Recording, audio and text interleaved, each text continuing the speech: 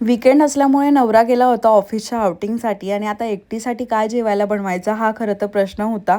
तर मी म्हटलं आज छानपैकी स्वतःसाठी झुणका भाकरी बनवूया. म्हणजेच काय भाकरी, ठेचा, दही आणि कांदा हे माझं जेवण होतं. आणि हा व्हिडिओ जर नवऱ्याने बघितला ना तर तो घरी आल्यावरती मला हेच जेवण बनवायला सांगेल, कारण त्याला हे जेवण खूप जास्त आवडतं.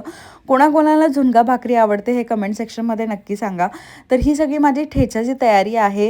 हिरव्या मिरच्या घेतल्या होत्या छानपैकी 3 ते 4 पाकळ्या लसणच्या घेतल्या, थोडेसे शेंगदाणे घेतले आणि कोथिंबीर छान भाजून घेतलं आणि मिक्सरमध्ये ग्राइंड केलं आहे मीठ टाकून. त्याचबरोबर आता इथे भाकरी बनवते आहे. तर भाकरीसाठी ना मी इथे 1 वाटी ज्वारीचं पीठ घेतलं आहे. त्याच्यामध्ये छानपैकी मी गरम पाणी टाकून मळून घेतलं आहे. आता काहींचं ज्वारीचं पीठ जे आहे ना ते जाडसर असतं, तर ते गाळून घ्यायचं आहे. हे पीठ मी खूप जास्त बारीक दळून आणते, त्यामुळे मला गाळायची गरज पडली नाही आहे. जितका तुमच्यामध्ये जोर असेल तितका छानपैकी लावून भाकरीचं पीठ छान मळून घ्यायचं आहे आणि त्यानंतरून भाकरी थापून घ्यायची. सुरुवातीला तुम्हाला थापता येणार नाही, हे प्रॅक्टिसनेच तुम्हाला जमेल. पण छानपैकी सुरुवातीला छोट्या छोट्या भाकरी करायची, प्रॅक्टिस करायची आणि त्याच्यानंतर मग मोठ्या ऑटोमॅटिकलीच तुम्हाला येतील.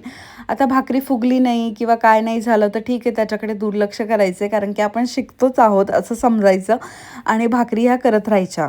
मला देखील भाकरी शिकायला लग्नानंतरून जवळजवळ 1-2 वर्ष लागलं असेल.